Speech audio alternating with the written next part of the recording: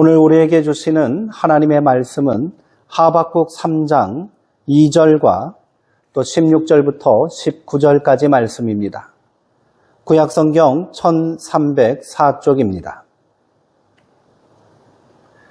이제 제가 하나님의 말씀을 강독하겠습니다. 이것은 하나님의 말씀입니다. 하나님의 말씀에 경청하시기 바랍니다. 여호와여, 내가 주께 대한 소문을 듣고 놀랐나이다. 여호와여, 주는 주의 일을 이 수년 내에 부응하게 하옵소서. 이 수년 내에 나타내시옵소서. 진노 중에라도 긍휼을 잊지 마옵소서. 아멘. 내가 들었으므로 내 창자가 흔들렸고 그 목소리로 말미암아 내 입술이 떨렸도다. 무리가 우리를 치러 올라오는 환난 날을 내가 기다림으로 썩이는 것이 내 뼈에 들어왔으며 내 몸은 내 처소에서 떨리는도다. 비록 무화과 나무가 무성하지 못하며 포도나무에 열매가 없으며 감람나무에 소출이 없으며 밭에 먹을 것이 없으며 우리의 양이 없으며 외양간에 소가 없을지라도 나는 여호와로 말미암아 즐거워하며 나의 구원의 하나님으로 말미암아 기뻐하리로다. 주 여호와는 나의 힘이시라. 나의 발을 사슴과 같이 하사 나를 나의 높은 곳으로 다니게 하시리로다. 이 노래는 지휘하는 사람에 의하여 내 수금에 맞춘 것이니라. 아멘. 긍휼을 잊지 마옵소서라는 제목으로 오늘 말씀을 함께 나누겠습니다. 오늘날 종교개혁의 발생지이자 수백 년의 역사를 자랑하는 유럽교회의 실상을 보면 참담하기만 합니다. 더 이상 사람들이 모이지 않고 건물을 유지할 능력조차 없어 예배당 건물이 경매로 나오고 있습니다. 400년이 넘는 역사를 자랑하는 고풍스러운 교회는 술집으로 또 체육관으로 서점과 나이트클럽으로 팔려나가고 있습니다. 심지어 이슬람교, 힌두교, 불교 사원으로 팔리고 있는 실정입니다. 유럽교회의 몰락 이유를 이야기하자면 다양한 분석들이 나올 것입니다. 그러나 가장 핵심적인 이유는 사람들이 더 이상 교회에 모이지 않는다는 데 있습니다. 1000만 성도를 자랑하며 성장하던 한국교회도 위기의 조짐이 보이기 시작하고 있습니다. 교단마다 교인 수가 줄어들고 있고요. 신도시에 무리하게 예배당을 건축한 교회가 이단에 팔리기까지 합니다. 몇몇 대형교회 성장에 착시 현상을 일으켜서는 안 됩니다. 이대로 가다간 한국교회도 유럽교회의 몰락의 길로 들어설 수 있음을 명심해야 합니다. 창립 74주년을 맞이하고 있는 우리 수정동 교회는 어떠합니까? 그저 지나온 역사를 자랑만 할 수 없는 상황입니다. 우선적인 책임은 담임 목사인 저에게 있음을 고백합니다. 그러나 지금 우리는 누구의 잘못을 탓하기 이전에 오늘 나의 모습을 정직하게 돌아봐야 할 것입니다. 지금까지 우리와 함께 하신 에베네셀 하나님께 감사드리며 또 수정동교회의 새로운 미래와 성장을 위해 함께 고민해야 할 때입니다. 가장 먼저 우리가 고민해야 할 부분은 사람들이 모이는 교회를 만들어야 한다는 사실입니다. 이를 위해 저는 많은 고민과 기도를 하고 있습니다. 성도님들도 여러 가지 고민과 생각을 하고 계실 것입니다. 교회를 옮기는 것이 좋지 않을까? 근사하게 교회를 다시 지어야 하지 않을까 하는 생각도 해보았습니다. 그러나 그런 것은 정답이 아닐 뿐더러 지금은 때가 아님을 기도 중에 깨닫게 되었습니다. 사람들이 교회에 오는 이유는 화려한 건물과 편리한 시설 때문이 아니기 때문입니다. 더 다양한 프로그램을 개발하고 진행해야 하지 않나 하는 생각도 해보았습니다. 그러나 이것도 정답은 아닙니다. 마치 교양 광자를 하듯 수많은 프로그램들을 교회마다 따라하고 있지만 이를 통해 신앙의 성장이 일어나지 않습니다. 자격증을 따듯 단계별로 프로그램을 거치고 나면 무슨 큰 믿음이 생긴 것처럼 착각할 수 있으나 그 내면과 본질의 변화가 일어나지 않기 때문입니다. 교회가 성장을 멈춘 이유는 교회 건물이 불편하고 낙후되어서가 아닙니다. 프로그램이 부족해서도 아닙니다. 성장의 동력을 이런 것에 두니 그저 교인들 간의 수평 이동만 일어나고 있는 실정입니다. 물론 성장만이 교회의 목적이 되어서는 안 됩니다. 그러나 이를 간과한다면 더 이상의 미래는 없습니다. 이제 우리가 함께 이 문제를 고민하고 노력해야 할 때가 되었습니다. 바로 지금 시작하지 않으면 안 됩니다. 이를 위해 우리가 가장 힘써야 할 부분은 바로 기본으로 돌아가고요. 본질을 회복하는 일이라고 믿습니다. 교회의 본질과 기본이 무엇이겠습니까? 그것은 바로 예배와 기도 그리고 전도에 있습니다. 이것을 뻔한 말이라고 가볍게 넘겨서는 안 됩니다. 이는 어느 한 사람이 감당해야 할 몫도 아닙니다. 온 교회가 함께 노력하고 함께 만들어 가야 할 우리의 사명인 것입니다. 부흥의 역사는 나로부터 시작되는 것입니다. 이렇게 한 사람 한 사람의 헌신과 결단이 모일 때 수정동교회의 새로운 미래의 역사가 영광의 역사로 다가오게 될 줄 믿습니다. 하박국은 남유다의 여호야김이 다스리던 때에 활동하던 예언자로 알려져 있습니다. 그가 예언할 당시 남유다의 상황은 어떠했을까요? 이미 북이스라엘은 하나님의 심판에 의하여 멸망당하고 난 이후입니다. 남유다도 계속되는 외세의 압박에 그 명맥만 유지하고 있을 뿐입니다. 그런데 남유다의 지도자들과 백성들은 심각한 영적 타락과 도덕적, 사회적 부패의 위기의식을 갖지 못하고 있었습니다. 다윗 언약의 중심에 있는 성전이 건재하고 국가적인 대규모 제세가 행해지고 있으니 남유다는 북이스라엘과 다르다고 착각하고 있었습니다. 그러나 영적으로 깨어있는 예언자의 눈은 이 땅에 임할 하나님의 심판과 처참한 파국의 역사가 훤히 보입니다. 하박국은 하나님을 향하여 마치 분노하듯 거칠게 호소하는 기도를 시작합니다. 살려달라고 부르짖어도 듣지 않으시고 폭력이다 하고 외쳐도 구해주지 않으시니 주님 언제까지 그러실 것입니까? 어찌하여 나로 불의를 보게 하십니까? 어찌하여 악을 그대로 보기만 하십니까? 약탈과 폭력이 제 앞에서 벌어지고 다툼과 시비가 그칠 사이가 없습니다. 율법이 해이해지고 공의가 아주 시행되지 못합니다. 악인이 의인을 협박하니 공의가 왜곡되고 말았습니다.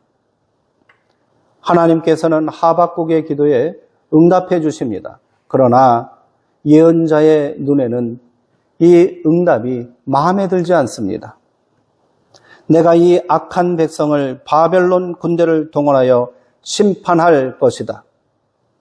이러한 하나님의 응답에 하박국은 더 거칠게 항의했습니다. 주님께서는 눈이 맑으심으로 악을 보시고 참지 못하시며 패역을 보고 그냥 계시지 못하시는 분입니다. 그런데 어찌하여 배신자들을 보고만 계십니까? 악한 민족이 착한 백성을 삼켜도 조용히만 계십니까? 이미 호시탐탐 남유다를 노리고 있는 바벨론의 야욕을 잘 알고 있었던 하박국은 하나님의 응답에 불같이 분노했습니다. 그의 분노는 감히 하나님을 향하고 있습니다.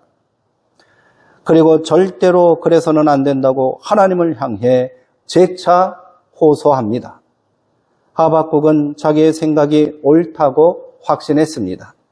이제 하나님께서도 생각을 바꾸시고 이 백성을 구원해 주실 것이라 굳게 믿으며 하나님의 응답을 기다렸지요. 이때 하나님께서 다시 하박국에게 말씀을 주셨습니다. 그것을 성경은 묵시라고 말하고 있습니다. 그러나 정한 때가 되면 반드시 그대로 이루어질 것이라고 말하는 묵시의 내용은 성경에 나오지는 않습니다. 성경은 하박국에게 주시는 마지막 하나님의 엄한 당부의 말씀만 전하고 있습니다. 멋대로 생각하지 마라. 나는 그런 사람을 옳게 여기지 않는다. 그러나 의로운 사람은 그의 신실함으로써 살리라. 하나님께서 하박국에게 주신 응답의 핵심은 너는 믿음으로 살라라는 것이었습니다. 하박국은 민족의 위기와 공동체의 문제를 가지고 기도했는데 하나님께서는 하박국 개인을 향한 말씀을 주셨습니다. 이 모든 것은 하나님의 선한 계획과 뜻에 따라 이루어질 것이니 너는 이를 신뢰하고 믿음을 지키라는 말씀입니다. 다른 사람의 죄악에 분노하지 말고 멸망을 자초하고 있는 민족을 고발하기 이전에 너 자신을 먼저 돌아보고 믿음 안에 굳게 서라는 명령인 것입니다. 수많은 문제와 고민을 가지고 하나님 앞에 나온 하박국을 향하여 하나님은 단순하고 명료한 말씀을 주신 거지요. 믿음을 지키라는 것입니다. 본질을 회복하고 기본으로 돌아가라는 말씀인 겁니다. 하나님의 말씀에 하박국은 겸손히 순종하였습니다.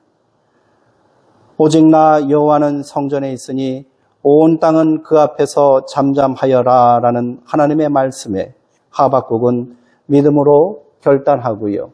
또 이렇게 고백합니다. 여호와여, 내가 주께 대한 소문을 듣고 놀랐나이다. 여호와여, 주는 주의 일을 이 수년 내에 부응하게 하옵소서. 이 수년 내에 나타내시옵소서.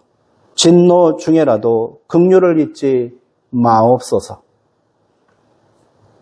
하박국은 내가 주의 뜻에 순종하고 다시금 믿음으로 굳게 서서 변화할 터이니 주여 긍휼을 베푸시고 수년 내에 이 땅에 부흥을 허락해 주옵소서 말하며 스스로에게 결단하고 고백하였습니다.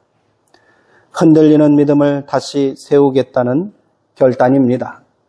다시 본질로 기본으로 돌아가겠다는 다짐입니다. 우리는 하박국의 이 위대한 결단을 예언자의 마지막 노래를 통해 확인할 수 있습니다. 비록 무화과 나무가 무성하지 못하며 포도나무에 열매가 없으며 감람나무에 소출이 없으며 밭에 먹을 것이 없으며 우리의 양이 없으며 외양간에 소가 없을지라도 나는 여호와로 말미암아 즐거워하며 나의 구원의 하나님으로 말미암아 기뻐하리라. 아멘. 어떠한 절망과 비극적인 역사가 눈앞에 일어난다 할지라도 절대로 믿음을 잃지 않겠노라는 굳은 결단입니다. 이 모든 고난의 역사를 믿음으로 이긴 후에 하나님께서 반드시 부흥의 새 역사를 만들어 주실 것임을 확신했기에 하박국은 눈물로 이 아픈 노래를 그리고 소망의 노래를 다시 부르게 된 것입니다. 하나님께서는 위기와 어려움 가운데 있는 우리 수정동 교회를 향해서도 동일한 말씀으로 명령하고 계신 줄 믿습니다. 오직 믿음으로 살라라는 말씀입니다. 이 명령은 오늘 우리 한 사람 한 사람에게 주시는 말씀이기도 한 겁니다. 바로 나 자신이 결단하고 응답해야 할 명령입니다. 어떻게 다시 믿음으로 돌아갈 수 있겠습니까?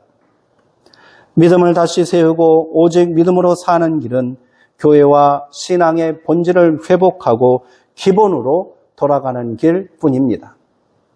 그것이 바로 예배와 기도와 말씀과 전도가 아니겠습니까?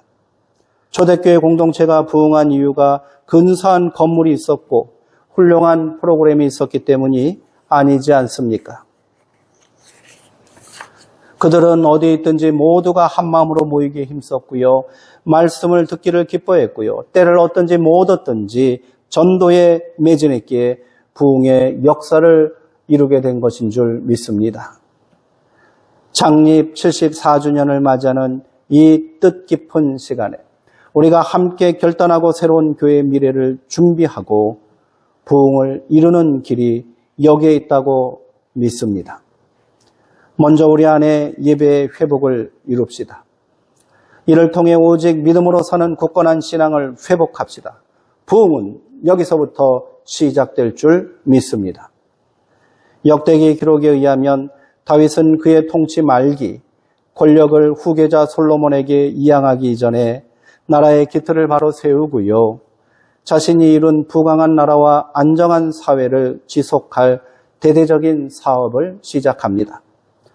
다윗 왕이 가장 중점을 두고 힘쓴 말년의 사업은 바로 성전 건축을 준비하는 일이었습니다.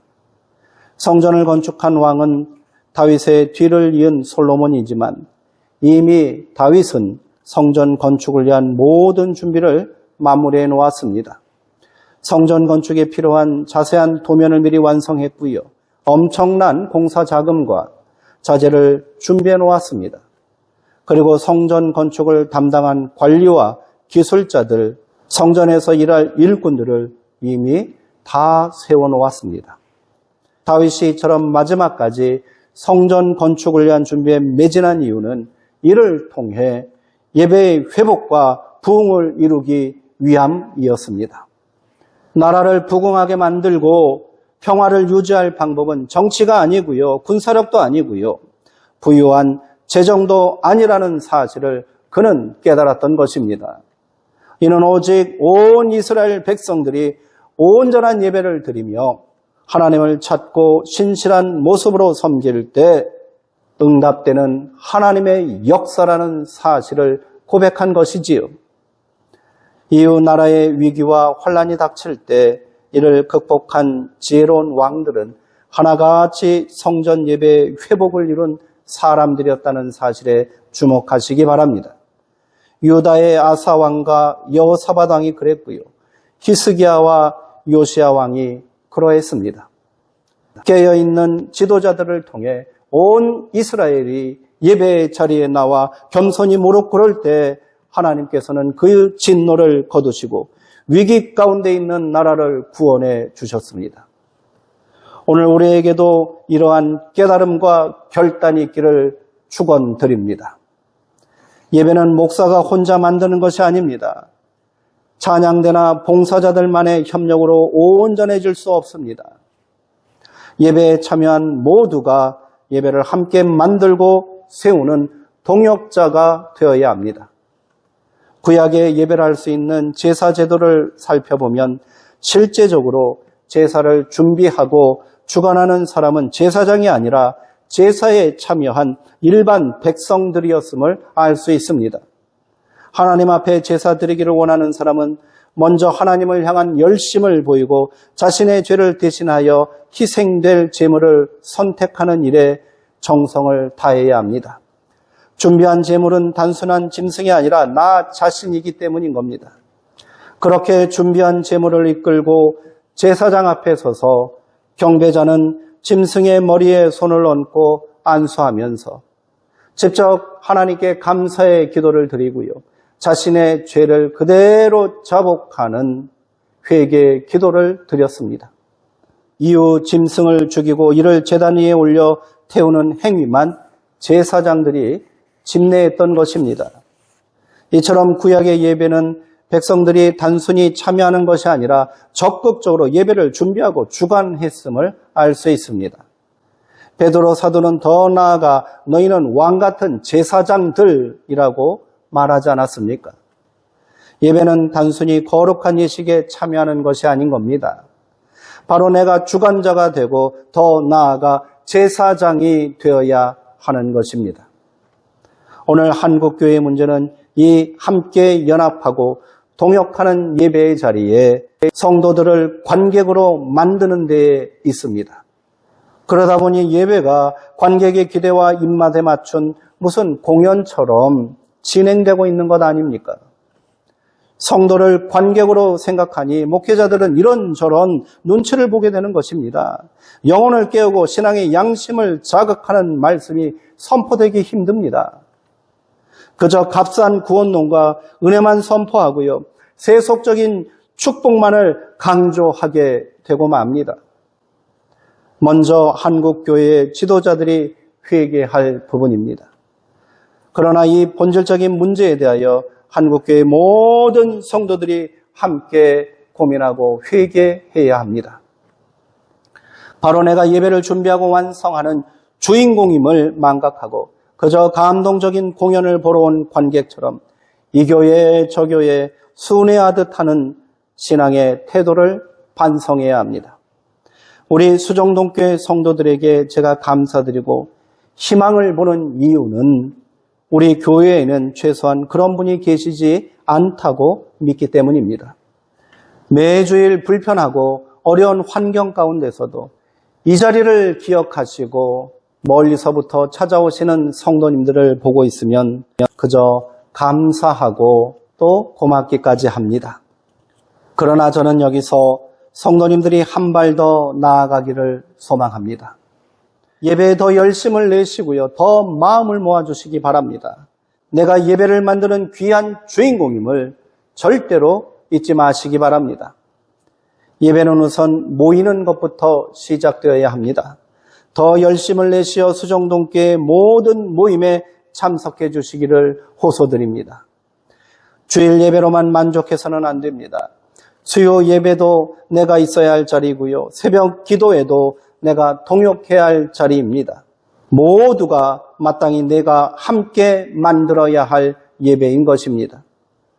당장의 형편이나 사정이 힘드신 분들도 계신 줄 압니다.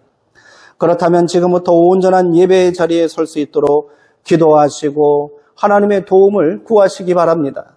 오직 믿음으로 살겠노라 기도하는 자녀의 귀한 기도에 하나님께서도 반드시 응답해 주실 줄 믿습니다.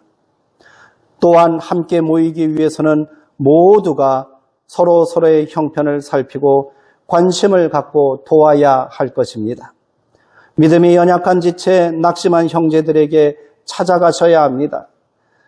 이는 교역자들과 교구장들만 감당할 몫이 아닌 겁니다. 내가 해야 하고요. 우리 함께 해야 할 귀한 동역의 자리입니다. 마지막으로 온전한 예배의 회복을 위하여 우리가 함께 고백하고 깨달아야 할 것은 예배의 모든 순서는 그것을 맡은 담당자 한 사람이 감당하는 것이 아니라는 사실입니다. 내가 함께 참여하고 함께 고백하여 만드는 순서가 되어야 한다는 거지요. 대표 기도자가 앞에서 기도할 때 그저 기도를 경청하는 것에 머무르는 것이 아니라 기도자의 입에서 나오는 고백을 그대로 나의 고백으로 함께 드려야 할 것입니다. 찬양대의 찬양을 밑에서 은혜롭게 감상만 하는 것이 아니라 함께 찬양의 자리에 서 있다는 생각으로 입술의 고백을 함께 올려야 하는 겁니다. 설교자가 말씀을 선포할 때도 한 말씀 한 말씀 함께 고백하고 나의 입으로 선포되는 말씀으로 받아야 할 것입니다. 비록 지금 강대상 아래에 앉아 있으나 모두가 그 마음과 몸이 강단 위에 서 있어야 한다는 것입니다. 그래야 예배가 감동이 있고요. 은혜가 넘치고요. 귀한 믿음의 고백으로 응답이 될 줄 믿습니다. 그래야 우리 안에 예배가 회복될 수 있습니다. 내가 드리는 예배는 은혜 받기 위하여 감동받기 위하여 초청된 관중석이 아닙니다. 내가 예배를 준비하고요. 은혜를 만들고요. 그 은혜를 나누는 자리가 되어야 합니다. 이런 예배에 하나님께서 사람들을 보내주실 줄 믿습니다. 이런 예배자가 마음을 모아 함께 동역하는 자리에 하나님께서는 부흥의 역사를 허락하시고 시작하실 줄 믿습니다. 이제 함께 결단하고 함께 간구합시다. 하박국의 결단이 오늘 우리의 고백과 결단이 되도록 합시다. 여호와여 주는 주의 일을 이 수년 내에 부응하게 하옵소서. 수년 내에 반드시 나타내 주시옵소서. 기도하시겠습니다. 우리와 동행하시고 우리를 선한 길로 인도하시는 능력의 하나님, 지금까지 여기까지 우리와 함께 하시고 우리를 지켜주신 에베네셀 하나님을 찬양합니다. 수정동교회 74년의 역사 한 자락 한 자락마다 하나님의 은혜가 깃들지 않은 자리가 어디 있겠습니까? 그 은혜로 우리가 나아갑니다. 그 믿음으로 우리가 다시 새로워지기를 결단합니다. 오직 의인은 그 믿음으로 살리라 하신 말씀대로 우리가 믿음의 자리, 예배의 자리, 말씀의 자리를 다시 회복하게 하옵소서. 그렇게 온전한 예배자로 서게 하시며 온전한 예배의 중심에 내가 있게 하옵소서. 이 믿음의 공동체 위에 수년 내에 부흥의 역사를 허락하여 주옵소서. 수년 내에 하나님의 놀라운 일을 나타내 주옵소서. 예수 그리스도의 이름으로 기도하옵나이다. 아멘.